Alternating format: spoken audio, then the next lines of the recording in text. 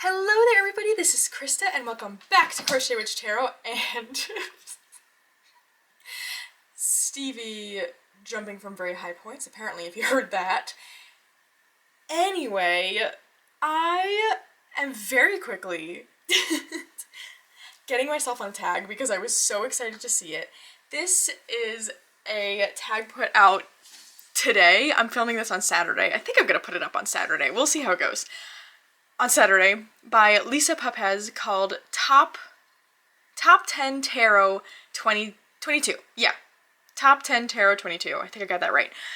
And so today we are going to be talking about my top 10 just decks. We're going to do tarot and oracle, just like Lisa did in her video, of the year 2022. So these are things that personally I brought in this year. They're not necessarily new this year.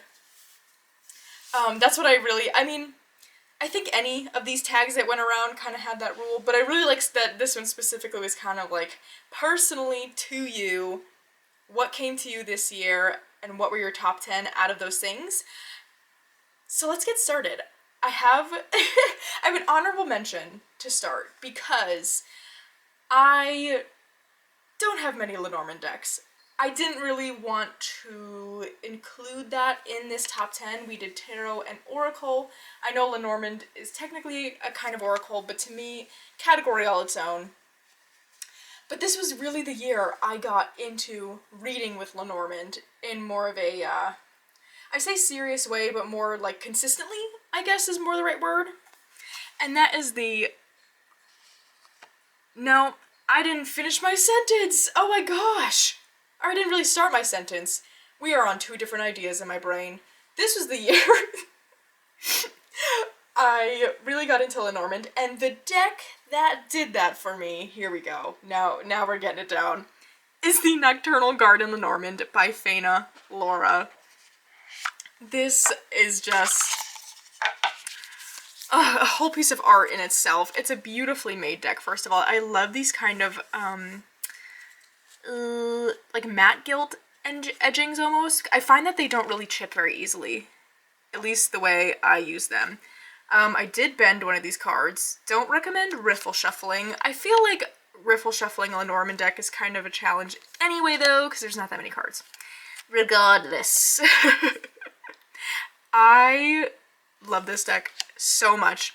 The artwork is just some of my favorite. I love everything that Faina does.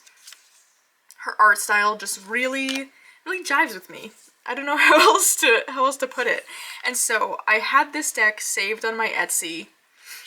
You can find all of her decks through her Etsy shop. Forever. For the longest time. And I just wasn't getting it because I was like, well, I don't really read with Lenormand, so that seems like not a waste. I shouldn't say a waste, but I just felt like, well, I would have this deck and it would just kind of languish and I would feel bad because I love the artwork so much. So finally, I just decided, you know what? Maybe, I love this one so much. Beyond that, I only had the Pixies Astounding Lenormand, which is a very classic Lenormand deck. But knowing myself, I was like, maybe if I had something that I found fun and that I really liked, then I would start using that system. Which I feel like usually is the opposite of how people tend to advise to do things, but that is just kind of how I operate, and I was correct, because now I use Lenormand all the time, and is all thanks to this deck. I just think it's fantastic. But anyway, that is my honorable mention, so we do not need to spend too much time on that, or more than I already have, I guess I should say, and we can get right to our top 10 now. Now, these are in no particular order, except that I do have a favorite of the favorites, and we're saving that for last. Ha! Because you have to do that, right?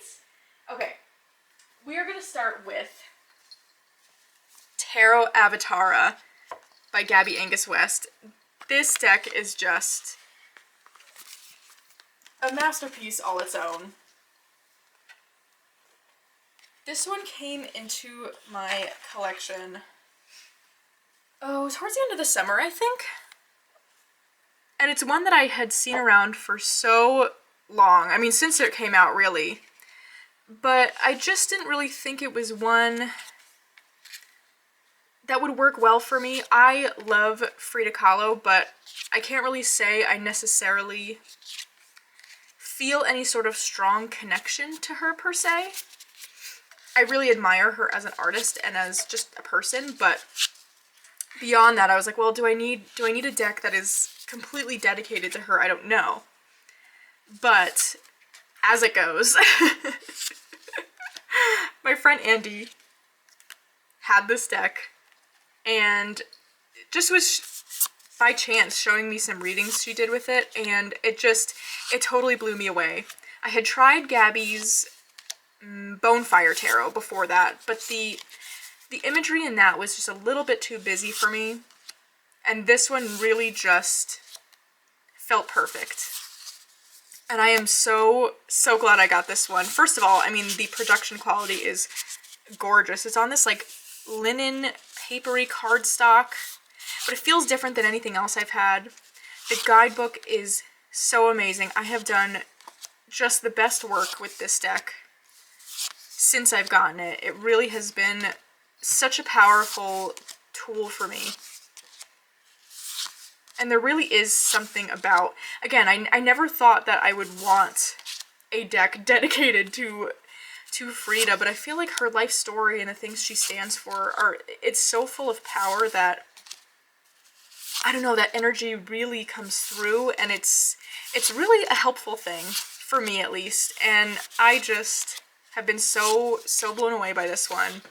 I have been pairing it recently with the She-Wolf Tarot. Such a good combo. So that is Tarot Avatara by Gabby Angus West. Now let's see, I think I didn't count, but I think I might have a number that works out where we can alternate tarot oracles. So we're gonna try it, see how it goes. Next is, oh my gosh, this one. No, we're saving that for the end. Sorry. Okay, the next one I have is the Celtic Spirit Oracle. This was a real oracle year for me. I don't know what it was, but it was the year of the oracle, because I brought in some really magical oracle decks. I've just started working with oracle decks in such a new way, seeing them in my readings in such a new way. I used to really use oracle as something that would more be the side character to my tarot decks. And even while I was going through trying to pick my favorites, I realized that it is completely flipped around. I entirely view a lot of my tarot decks as side characters to the oracle pull, which is very interesting. But this oracle really connects for me in a spiritual way, in the Celtic spirit way. It just hits on themes that I really personally connect to. The kind of Celtic pagan-y witchcraft path is something that I'm really drawn to. And this is exactly what that oracle leads you into. I love this white stag. Any deck that has a white stag card, I am all in. It's so good. I love the open space of this deck. The reason I didn't approach it to begin with, because that's exactly what I thought I wouldn't like. I didn't think I would enjoy kind of the pared downness of the background. But that's really what I came to love about this one, because it is, I think, my only Celtic feel oracle that is more pared down, isn't like very illustrated. And so it pairs super well with so many of my tarots. This one was such a staple throughout the whole spring and summer. It still comes out tons.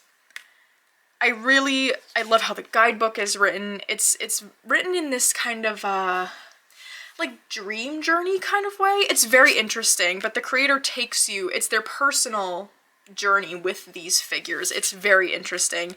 Favorite card, obviously. it's a great one, and it's mass market. Again, Year of the Oracle, but specifically, I feel like Year of the Mass Market Oracle for me. I don't know, but this is a fantastic one. It's put out by Rockpool, and it is the Celtic Spirit Oracle. All right. Next up, we've got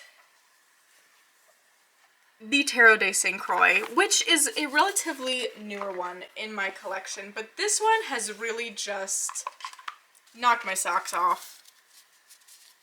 This one I started playing around with early November when Andy and I went on our trip to Salem. I was able to use her, I mean, come on, look at that image. It's the most beautiful artwork. But at that point I had already backed on Kickstarter. The second print run of this deck was on Kickstarter. But I was playing around with Andy's copy. She let me keep it for the meantime until my copy came in. So I've gotten a lot of play with this deck, and there is just something different and magical about it. I have been seeing this deck, I feel like, for months, if not upwards of a year now, and every time I see it, I'm like, meh, not for me. And even when I backed it on Kickstarter, it was one of those where there was still an early bird, so I backed it and was like, well, I'll think on it. And I still was like, I don't know. I just, aesthetically, it's not for me. But I'm telling you all, there is some kind of magic in this deck. I don't know what it is. Certainly the way the guidebook written is beautiful and magnificent. But having this deck in my hands is a whole different experience than seeing it online. I never really noticed that card. That's so cool. It's like every time I look at it, I realize something new about it. But it just, I don't know, there is something, again, magical and spiritual about this one. I've done some really interesting work in that way with this deck, really kind of digging into that spiritual, that's a hard word to say, spiritual realm. And this is not one I ever feel like I would have picked out for myself, but I don't know. I'm telling you, if this is one you've been kind of on the fence about and feeling similarly to how I described, I totally say take the chance, because the only way I have to describe it is just magical. There's just something about the energy of this deck that really feels like it connects directly to some sort of divine spirit realm for me. I get the best readings out of this one. It's one of those decks, usually how I can tell a deck is like that for me is when I pull out the same card over and over and over. That probably means I'm not listening, but you know what I mean? This one entirely has done that to me. Another one that does that is the Anna K Tarot, pulls out the same card all the time. Oh, there's another deck recently that does that. I can't think of what it is, but you get the point. This is a magical one. I couldn't recommend it enough. Also, can we talk about the backs? So beautiful. So, that is the Tarot de St. Croix. I also love the size of it. It's a cute little, like, smaller tarot size. Next up, we've got the Feel Your Chakras Oracle by my good friend Andy. Are we surprised?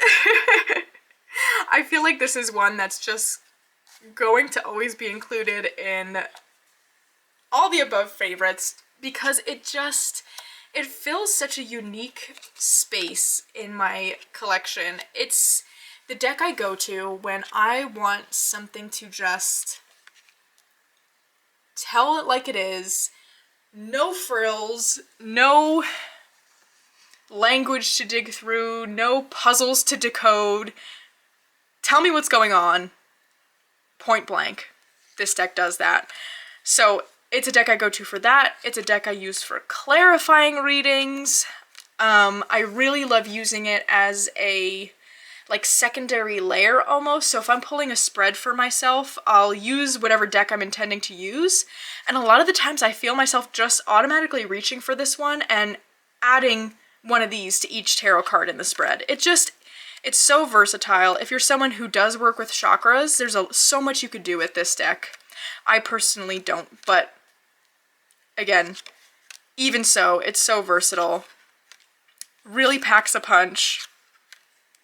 And I just love the look of it, how it's like these little like name tag style cards. There's nothing that it doesn't pair with, you know, because of that certain look to it. But I really I love this one. It comes out all the time. This one just stays out on my reading desk because it fits into every kind of reading. So that is the Feel Your Chakras Oracle by Andy Taylor.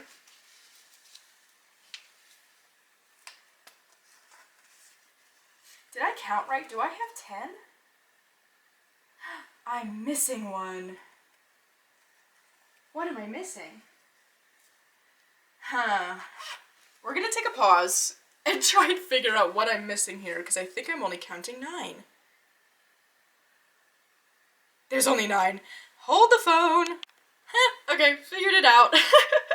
I guess we might as well do this one next anyway too. So the next deck I have to show is the Adventure Time Tarot. There is like a different name to it, but if you Google Adventure Time Tarot, pretty sure this is the one that's gonna come up. The creator is Catherine Hillier, and I do believe she sells this on her Etsy shop, so definitely take a look out for that. But this is a tarot deck all themed around the show Adventure Time, which, if you've been here with me for a bit, you know my feelings on this deck and my feelings on that show, because it is my favorite of all time. It is my total comfort show. I don't even want to admit to probably how many times I've watched it through. It's just something special for me, and the character development that even happens in it is really inspiring. I don't know if that's odd to say, because I know it's a cartoon meant for probably children, definitely children. But even so, it's like watching these characters grow throughout all of the seasons. I don't know, there's a lot of lessons to be had in it. And this tarot is just, it's perfect. It's everything I would have wanted in an Adventure Time deck. I love all the characters chosen for the cards. Like, I don't have any complaints about this deck. I think, and Catherine just illustrated everyone so fabulously. It's just, it's one of my favorite characters. It's so fantastic. And I love the cardstock too, and these backs. It's just beautifully done. It's a deck that is also never put away. It makes me smile, but it's also a really great one to do readings with when I'm in a certain mood. When it's like I kind of feel like I need a hug deck. Since this is my comfort show, I go to this deck, but it doesn't necessarily provide the hug. It's more just that I'm familiar with these characters. It's easy for me to digest because of that. But it always tells me exactly what I need to hear. It's a sassy deck. That's kind of the energy of this one for me. It's sassy. But I don't know, there's something about the whole experience of this deck, like the cardstock and the feel of it, the size of it, that it's just a whole experience that I love. I love pulling out this deck and using it. It's a great one. If you love the show Adventure Time, I couldn't recommend enough. I think it's fantastic. So that is the Adventure Time Tarot. Next up, let's do the Embroidered Graveyard Oracle. Such a beautiful one. This is one that really caught me by surprise. I honestly never thought this is one I would end up having. The original edition with the black and orange, I think it's beautiful, but it's not me. So I never looked into getting it. I just settled on admiring from afar, as I do with many decks that I think are beautiful, but I know just I wouldn't use. And then it came out in this white edition, and the sides of the box are pink. They're pink. So I got directly targeted. Just kidding. I did not, obviously. But it felt that way, you know? When it came out with a pink box, I was like, oh, really? Well, now I have to take a look. And I really went so back and forth on this. And finally just went for it. And it just totally blew everything out of the water when I got this one in. It is so incredibly well done. It's one that it's like, it's not a cheap deck, but I always say, it's like, I feel like I still owed her money when I got it in because the production quality is so fantastic. You get this beautiful hardcover book with just so much information in it. There's so many different things you can do with this deck that's suggested you can do with this deck. It's just such a beautiful thing that I own, you know? And the readings I have with this are really spectacular. And really, I think the theme of the decks that I'm noticing I pulled out for this year, of my top 10 here, is that they seem to really all connect me to some sort of, like, spiritual realm. Not all necessarily the same one per se, whatever that means at the time or when I'm using the deck, but it just, I feel a connection in a spiritual way to these decks, and this one for sure. I mean, it's kind of meant for spirit communication, ancestor communication. I can use it as a regular oracle. It's just, it's one of those where I feel like I can pull it out for anything and everything, and I love the figures in here, I love the messages. I don't have any bad things to say about this one. I love that. Temptress. That's so funny. Oh, it's so good. It's so good. I love the goddesses that show up. Fantastic. Such a good one. So that is the Embroidered Graveyard Oracle. Alright. Oh, we are nearing towards the end. Now, aren't we? I do think actually we're gonna have to do, you know what? No, because the one, I have my top tarot and oracle we're gonna save for the end. All the rest are in no particular order. But anyway, our next tarot deck is the Walking Meditation Tarot, which I know I've also talked about. I mean, have I not talked about all these decks a bunch before?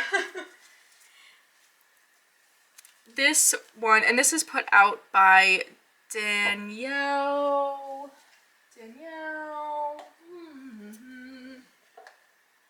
Norman, Astral Mermaid Tarot, I believe, on Instagram. But this is one that I backed on Kickstarter and was kind of unsure about it, I have to admit. But something about it really just drew me in, and again, it's one that as soon as it came in and I started using it, it just really connected me in a spiritual way. And this one really feels like the deck I want to use when I want to connect to the outside world. Again, in that sort of spiritual lens.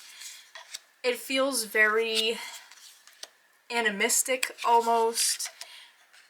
These landscapes just seem familiar to me. I love that we get also some animals, and they're my favorite kinds of animals, that blue jay. I like that we get all the seasons. It's just such an interesting deck. They're photographs that have had this sort of paint quality filter put over them, which I think is fantastic. I wasn't sure how that was gonna look in person, but it's amazing. And I like the kind of pip quality of some of the cards. Is that not the most beautiful Wheel of Fortune? Oh, it's so good. It's just one that whenever I pull a reading, I know exactly what it's trying to say to me. It feels really connected to any sort of like nature spirit, land spirit I'm trying to connect to. I can use it for animal work if that's what I'm doing. It's just very versatile for me because my practice is so rooted in working with nature, especially nature directly outside of my home or wherever I am. And it's just, it works so perfectly in that way. Oh, that's so good. It's so pretty. I love this for the world, how we have the same tree through all the seasons. The goose. Oh my gosh, I could talk about this one all day long, I feel like. This is a card that comes up all the time for me with the beaver. It's so interesting. It's just a beautifully done deck. Also, again, the production quality of it is fantastic. It's a nice matte cardstock with these gorgeous blue edges. It's like a Tiffany blue or like robin's egg blue. I love that noise. So yeah, this one really, I feel like from first getting it, immediately like soared to the top of my favorite list. I can't get enough of this one. That is the Walking Meditation Tarot by Danielle Gorman. Alrighty, what do we have left here? Okay, so we've got another oracle, and then we'll get to the number one spots. So, next up we've got the Fairy Temple Oracle. This is a Blue Angel deck, which, are we not just all obsessed with their new cardstock? I don't even know if it's new anymore. It seems like it's new, because maybe within the last year, 2 years or so. The matte cardstock, it's fantastic. Anyway, this was, I was gonna say this was a new edition this year. These all were, so moot point. Anyway, this deck also really, really surprised me. Wasn't really sure how I was gonna like this one at first, but it is just, oh, it's like breathtaking in person's artwork with the size of the cards. It just feels like this light-filled deck. I don't really know how else to explain it. Not that in that it's a like too positive. I don't mean it that way. It's like the artwork radiates light. I don't know. I just think it's so well done. I love that we get our main keyword and we get 3 more keywords or phrases underneath.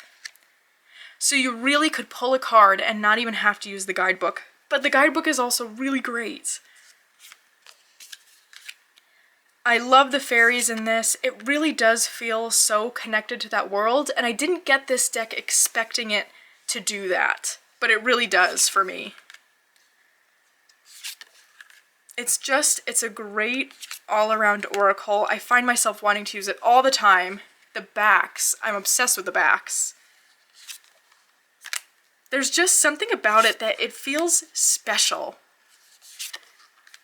Like, even though I was able to just go to my local bookstore and pick it up, like I could go do that whenever I wanted sort of thing, or whenever I had the time, you know, like it's readily available. It's a mass market oracle. It has that feel of like I sent away for this deck or something. Like it just feels special. It's for sure like one of the most beautiful decks I own. And it just reads so spectacularly. There's something, I don't know, I'm having a hard time describing the feeling it gives me when I pull these cards, but it feels magical. It feels just light-filled. That's all I seem to be able to have come out. So, absolutely love this one. Can't say enough good things. That is the Fairy Temple Oracle. That is, did I say who that is? That is, oh yes, because the cardstock. Blue Angel. That is a Blue Angel Oracle. Alright. Are we ready? Are we ready for the final round of decks? So I have a tarot and an oracle here that I would say with a lot of confidence have been my number ones from this past year. So we'll start with the tarot, and that is, are we gonna be shocked and surprised? Oh my gosh, I'm blanking on the name. I'm making myself nervous. Okay, got it. Forest of Enchantment. The Forest of Enchantment Tarot.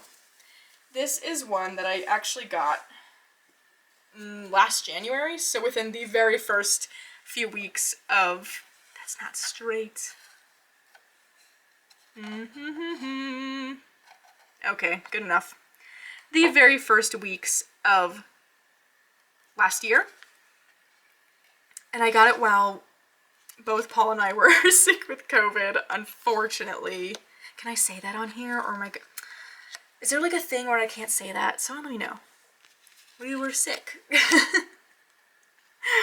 Anyway, and it just brought me so much comfort during that time. And it was like something, I really kind of got it. Okay, we're gonna have our honesty moment. I got it because I did really think I would connect with it, but I was able to order it from Amazon. It was gonna come in 2 days, and I just needed something to be exciting because we were home for like 2 weeks straight. Yeah, and you go a little bit stir crazy, but it immediately felt so special. And just, I don't know, it's one where it's like, since I've gotten it for this whole year, I've hardly put it away. I feel like it's just one that I think about all of the time. I just feel like this deck really knows me. It feels like the world I want to exist in. I know it really well. Like, I've used it to the point where pretty much most of these cards, I can even come up with what the guidebook says in my head because I've read it so much. It's just, it's a really special deck. I love how balanced it is. It's not like a, any sort of light and fluffy or anything like that. Oh, look at that card. I actually find it's one of my harder hitting decks, surprisingly, but you know, based on the look, but it's just one that I really connect to because I feel like it hits right into that world, the world that like from the time I was a child I would tend to kind of escape to. And so it meets me in there and helps me work through what I need to work through within that realm, which is really, really a cool thing. And not to mention, this is one of my favorite cards. I remember like pulling this card in a lot of my first pulls, and there's just something about this Four of Swords. Oh, it's so good. What was I going to say? Oh, the Llewellyn cardstock is also some of my favorite. It's such a joy to shuffle, so that definitely adds to it. I do love my Llewellyn box set decks, but this one has been such an amazing addition to my collection. It's one of those where I'm like, I don't even know, like if it disappeared out of my house tomorrow, without second thought, I'd be out trying to find another copy of it, which, again, it's easily available, so that's another great thing about that. So that is the Forest of Enchantment Tarot. Alright, and last but not least, my top oracle from this past year. Do we have guesses? I'm sure we might. It is the Woodland Wardens Oracle, which I had trimmed. I feel like I say that every time. I don't need to say that, but I just do. I mean, I don't even know, like, what do I have, what more do I have to say? I don't know. It's just, it's perfect. To me, this deck is perfect. It does everything I want an oracle to do. A lot of my work I do with tarot and oracle, and just, again, spiritually, personal growth-wise, really centers around animals and nature, and so having an animal deck I love is just really important to me. And this one entirely stole the show from the moment I got it. It's like, it's indescribable. I don't know. I love that we get the tie-in of animal and plant. So each card has an animal and a plant, and we get a keyword. It's just such a usable deck. I feel like I'm learning something every time I use it because I'm not super good with plants. I know animals decently well. Plants, not so much. So I feel like I'm learning something whenever I use it. I don't know, it just, this one stays out. I hardly even put it in its bag anymore because I just use it that much. It can really, it can do all the tricks, you know, it could pull out all the stops. It could be a regular oracle. It could be a card I pull for my animal energy of the month or of the day, of the week, whatever the heck it is I'm doing. It can be a clarifier. I've used it just by itself for like full spreads. Oh, I can't say enough good things about this one. And I do really like how I trimmed mine. I have no regret about that. I love these blues that we get in this deck. It's so cool.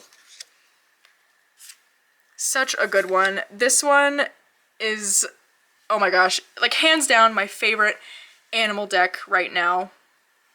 Period, I feel like. Yeah, I don't even know, like, I feel like I talk about this one so much I'm at a loss for words. But my friend Andy is working on an animal oracle right now. I think I showed a prototype of it, which was very much like beginning stages of work, and that one's going to be fantastic. I cannot wait for it. But even so, I feel like even so, that deck has like a different function than how I feel like I use this one sometimes. So it's one that I'm like, I would be so surprised if it got beaten out as a favorite, you know? I don't know. It's just a great one. It's a great one. I will stop rambling about this one. So that is the Woodland Wardens Oracle by Jessica Rue. I don't think I said that, but that was also my last of my top 10 tarot 2022. So I hope you all enjoyed hanging out with me doing this. I had so much fun. I love thinking about these kinds of tags. I will put Lisa's video in the link description below. And I hope you're all having a great weekend, and I'll see you again very soon.